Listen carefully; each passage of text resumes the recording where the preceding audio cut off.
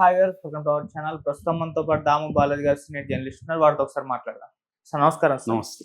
Sir hero Mahesh Babu గారికి ED నోటీసులు ఇచ్చింది సార్. ఇప్పుడు ఇది హాట్ టాపిక్ గా మారిపోయింది. అసలు ఏం జరిగింది, ఎందుకు ఈడీ నోటీసులు ఇచ్చింది, మరి విచారణకు కూడా హాజరు కావాలందంట కదా, మరి ఏం జరిగే అవకాశం ఉంది సార్ ఇష్యూలో? ఇప్పుడు తెలుగు రాష్ట్రాల్లో ఒక వార్త సంచలనంగా మారింది. అదేంటంటే ఇందాకే వచ్చిన న్యూస్, మహేష్ బాబుకి ఈడీ నోటీసులు ఇచ్చింది. 27వ తేదీ విచారణకు రమ్మని అందులో ఉంది. సో అసలు ఏంటి నోటీసులు, ఆయన ఏం తప్పు చేశాడు, దాదాపు 6 కోట్ల మనీ లాండరింగ్ జరిగిందని వార్తలు వస్తున్నాయి. సో ఒక పక్క ఆయన రాజమౌళితో సినిమాలు చేస్తున్న సందర్భంలో ఇలాంటిది రావడం ఒక సంచలనానికి తెరదీసిందని చెప్పుకోవచ్చు. ఇప్పటి వరకు మహేష్ బాబు మీద ఎటువంటి వివాదాలు కూడా ఈ టైప్ వివాదాలు లేవు. అల్లు అర్జున్ తర్వాత మహేష్ బాబుని ఏమన్నా టార్గెట్ చేస్తున్నారని డౌట్ అయితే చాలామందికి వస్తుంది. అసలు ఏంటి, ఎందుకు ఇచ్చింది ఈ నోటీసులు, మహేష్ బాబు ఏం తప్పు చేశాడు అనేది చూస్తే యాక్చువల్గా ఏం జరుగుతుందంటే, గత కొంతకాలంగా హైదరాబాద్ చుట్టుపక్కల, హైదరాబాద్ కావచ్చు చుట్టుపక్కల కావచ్చు, అనేక రియల్ ఎస్టేట్ కుంభకోణాలు బయటకు వస్తున్నాయి. సో లేటెస్ట్గా ఒక రియల్ ఎస్టేట్ కుంభకోణం బయటకు వచ్చింది. అదేంటంటే Surana group and Sai Surya developers అనే 2 సంస్థలు దాదాపు 100 కోట్ల పైన ప్రజల్ని ఏమార్చి డబ్బులు తీసేసుకొని వాళ్ళకి ప్లాట్లు ఇవ్వలేదు. సో దాదాపు 30 మందికి పైన మధురానగర్ పోలీస్ స్టేషను, ఇతర పోలీస్ స్టేషన్లలో కంప్లైంట్లు ఇచ్చారు. సో ఈ కంప్లైంట్ల బేస్ చేసుకొని ఈడీ రంగంలోకి దిగింది. సో ఈ కంప్లైంట్లో ప్రధానంగా ఉండేది ఏంటంటే, సురానా గ్రూప్ అధినేత నరేంద్ర సురానా, ఇతను భాగ్యనగర్ ప్రాపర్టీస్ లిమిటెడ్కి కూడా ఆయనే ఓనరు. అలాగే సాయి సూర్య డెవలపర్స్ ప్రైవేట్ లిమిటెడ్, దీని కంపెనీ ఓనర్ సతీష్ చంద్ర గుప్తా, ఈయన మీద ఆల్రెడీ 11 కేసెస్ ఉన్నాయి. సో లాస్ట్ నవంబర్లో కూడా ఈయన అరెస్ట్ అయ్యాడు, లాస్ట్ ఇయర్ నవంబర్లో కూడా. సో వీళ్ళిద్దరూ ఏం చేశారంటే కొన్ని వెంచర్స్ చేశారు. సాయి తులసి ఎన్క్లేవ్ కానీ, సన్ముఖ విలాస్ కానీ, తర్వాత గ్రీన్ మెడోస్ షాద్ నగర్లో, ఇలాగా హైదరాబాద్ చుట్టుపక్కల కొన్ని రియల్ ఎస్టేట్ వెంచర్స్ వేసేసి వీళ్ళు రకరకాల పద్ధతుల్లో ఫ్రాడ్ చేశారు. సో ఫస్ట్ పద్ధతి ఏంటంటే, ఇందులో ఫ్రాడ్ చేసిన మెథడ్ ఏంటంటే, అనాథరైజ్డ్ ల్యాండ్స్ని, అంటే వాటికి వీళ్ళ దగ్గర సెరా పర్మిషన్ కావచ్చు, లేకపోతే అది పంచాయతీలో ఉంటే పంచాయతీ పర్మిషన్ కావచ్చు, ఇలాగ అన్ని రకాల పర్మిషన్లు ఏమి లేకుండా అప్లై చేస్తారు పర్మిషన్లకి.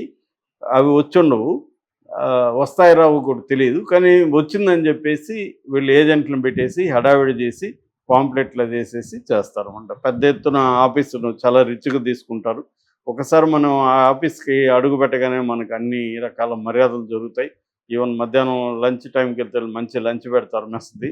సో ఇలాగా మనల్ని ఒక ఇది చేసి తర్వాత మనకు కూడా ఒక ఆశ చూపించారు, నువ్వెవరన్నా ఒక ఫ్రెండ్కి కానీ తీసుకొస్తే నీకు కమిషన్ ఇస్తూ ఉంటారు. ఇలాగ మనకి ఈజీ కమిషన్ వస్తుంది, జస్ట్ ఒక ఫ్రెండ్ని పట్టుకుపోతే చాలు అని ఎవరినో ఒకరిని పట్టుకోవడం, ఇలాగా అనాథరైజ్డ్ ల్యాండ్స్ని చూపించి చేయడం. రెండోది మల్టిపుల్ సేల్స్, ఒకరికి అమ్మిన దాన్నే ఇంకొక 2-3 కూడా అమ్మేసేయడం. మూడోది ఫాల్స్ రిజిస్ట్రేషన్ హామీలు ఇవ్వడం, నీకు రిజిస్టర్ చేసేస్తాను అని చెప్పి సేల్ డీడ్ ఇచ్చేసేయడం, డబ్బులు అడ్వాన్సులు తీసుకునేయడం. ఇప్పుడు 6 నెలల తర్వాత అయితే ఇవి నీకు 50 లక్షలు దీనికంటే పెరుగుతుంది, ఇప్పుడుగానైతే 50 లక్షలకి నీకు తగ్గుతుంది అని చెప్పడం. ఇలాగా అంటే ఆల్రెడీ కొనాలనుకుంటున్న వాళ్ళని రకరకాల పద్ధతులు టెంప్ట్ చేయడం. తర్వాత ఫైనల్గా non delivery of the flats, ఈ ఫ్లాట్స్ చెప్పింది ఇవ్వరు, ఏదో పెండింగ్లో పెట్టేస్తారు. ఆ మధ్య నేను ఒక దీంట్లో చూస్తే అగ్రిమెంట్లో ఒక క్లాజ్ పెట్టారు వాళ్ళు. ఆ క్లాజ్ ఏంటంటే గాడ్స్ ఇంటర్వెన్షన్ ఏమన్నా అయితే ఈ అగ్రిమెంట్ చెల్లకపోవచ్చు అనేది పెడతారు. గాడ్స్ ఇంటర్వెన్షన్ అంటే ఏంటి, వీళ్ళకి నష్టం వచ్చింది కూడా ఎక్కడో వేరే ప్రాజెక్టులో మాకు నష్టం వచ్చింది, అందుకని మేము ఇవ్వలేకపోతున్నాం, మేము ఆల్రెడీ చెప్పాం కదా గాడ్స్ ఇంటర్వెన్షన్ అని చెప్పేస్తారన్నమాట. సో అలాగా లీగల్గా దొరకకుండా వీళ్ళు ఏం చేస్తున్నారంటే కొన్ని రకాల పద్ధతులను ఫాలో అవుతున్నారు.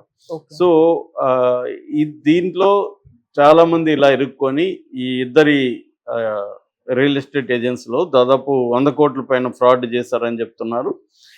ఇది కాకుండా ఈడీ ఎంటర్ అయినాక సిబిఐ కూడా ఆల్రెడీ దీంట్లో కేసులు పెట్టింది. సిబిఐ ఏం పెట్టిందంటే, వీళ్ళు బ్యాంక్ లోన్లు కూడా వీళ్ళిద్దరు కలిసి ఎగ్గొట్టారు. దాదాపు 3,986 కోట్ల, అంటే దాదాపు 4,000 కోట్ల బ్యాంక్ అప్పులు తీసుకొని దేనికైతే అప్పులు తీసుకున్నారో ఆ ప్రాజెక్టులలో డబ్బులు ఖర్చు పెట్టకుండా వేరే దానికి డైవర్ట్ చేసేసి అక్కడ లాసులు చూపించేసి బ్యాంక్ కొట్టారని ఆల్రెడీ సిబిఐ కూడా కేసు ఉంది. అదేదో సామెత ఉంది, మోసం చేసిన నువ్వు 1000 కోట్లలో చెయ్యి అని. 1000 కోట్లలో చేస్తే నువ్వు 100 కోట్లలో ఖర్చు పెట్టావు అనుకో, వ్యవస్థలన్నీ మేనేజ్ చేసేయచ్చు. సో అదే 1,00,000 2 లక్షలు మోసం చేసి లోన్ కట్టకపోతే మన ఉన్నవన్నీ పట్టుకుపోవడం, వాళ్ళ మీద కేసులు పెట్టడం, లీగల్గా హరాస్మెంట్లు, పోలీస్ కేసులు ఇవన్నీ జరుగుతాయి. అదే 1000 కోట్లు అనుకో, మన ఇప్పుడు రఘురామకృష్ణరాజు వాళ్ళకి కూడా అదే అభియోగాలు ఉన్నాయి కదా, సిబిఐ కేసు ఉంది. ఆయనకి డిప్యూటీ స్పీకర్ ఇవ్వడానికి కూడా అది అడ్డు రాలేదు.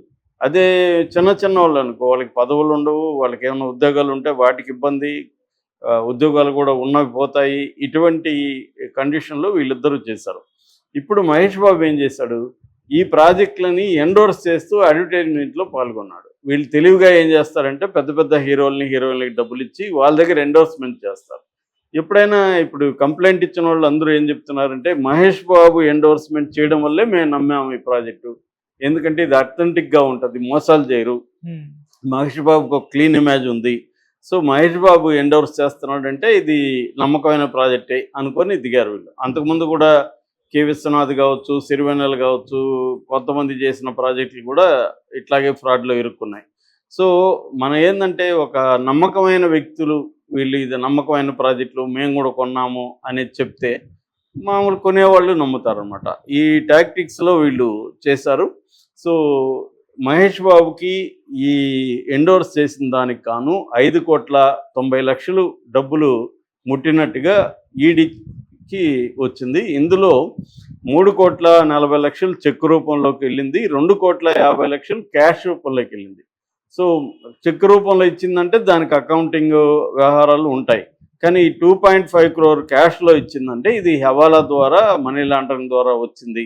అంటే బ్యాంక్ లోన్లు తీసుకోవడం, రెండోది క్లయింట్లను మోసం చేసి డబ్బులు తీసుకోవడం, ఈ డబ్బుల్ని హవాలా ద్వారా లేకపోతే మనీ లాండరింగ్ ద్వారా. ఇది ఎందుకంటే ఇదంతా బ్లాక్లో ఉంటుంది, అడ్వాన్సులు అంతా కూడా బ్లాక్లో తీసుకుంటారు. సో ఈ బ్లాక్ మనీని వైట్ చేయడం కోసం మనీ లాండరింగ్ చేస్తారు. అలాంటి మనీ లాండరింగ్ మనీ మహేష్ బాబుకి ఇచ్చారు. సో మహేష్ బాబు ఎండోర్స్ చేయడం ఒకటి రాంగు, ఈ వీళ్ళ హిస్టరీ లేకుండా ఇప్పుడు 11 కేసులు ఉన్న ఒక వ్యక్తి ప్రాజెక్టుని మహేష్ బాబు ఎలా ఎండోర్స్ చేస్తాడు? మరి మహేష్ బాబు లీగల్ టీము పెట్టుకోలేదా, ఆయన ఇవి చెక్ చేయలేదా, ఇవన్నీ ఇప్పుడు డౌట్లు వస్తున్నాయి. సో మహేష్ బాబు, అందుకనే మహేష్ బాబుని విచారణకు పిలిచారు. సో మహేష్ బాబుకి ఇది ఇబ్బందికరంగానే చెప్పచ్చు, ఎందుకంటే గతంలో కూడా మనం చెప్పుకున్నాం, తమన్నా భాటియా, తర్వాత ఇంకొంతమందిని, రియా చక్రవర్తి, తర్వాత జాక్లైన్ ఫెర్నాండస్, ఈవెన్ సోను సుద్దు, ఇలాంటి వాళ్ళు అనేక మంది డిఫరెంట్ ప్రోడక్ట్స్ని, ఈ బెట్టింగ్ యాప్స్ని చేయడం. కాజల్ కూడా ఇందులో ఉంది బెట్టింగ్ యాప్ విషయంలో, Mahadev betting app, Kajal and Tamannaah. అట్లాగే హెచ్పిజెడ్ టోకన్ అండ్ బిట్ కాయిన్, దీంట్లో కూడా తమన్నా ఇన్వాల్వ్ అయింది. ఇలాగే ఏంటంటే ఈ మధ్య కూడా చాలామంది పేర్లు మన బెట్టింగ్లో వస్తున్నాయి, వాటి మీద కేసులు కూడా నమోదైనాయి. సో సెలబ్రిటీలు దేనైనా ఎండోర్స్ చేస్తున్నప్పుడు దాని బ్యాక్గ్రౌండ్ చెక్ చేసుకోవడం, లీగల్ టీముని తన లీగల్గా చూసుకోవడం, వీళ్ళ మీద ఆల్రెడీ ఏమైనా కేసులు ఉన్నాయా, ఇది ఫ్రాడా కాదా అనేది చెక్ చేసుకోకుండా ఇస్తే వాళ్ళు ఇబ్బందులు పడతారు. వాళ్ళు ఇచ్చారు కాబట్టి ఇది నమ్మకం అనుకునే వేలాది మంది ప్రజలు కూడా కోట్లాది రూపాయలు మోసపోయే అవకాశం ఉంది. సో మహేష్ బాబు అయితే దీనివల్ల బాగానే ఇబ్బందులు ఎదుర్కొనే అవకాశం ఉంది.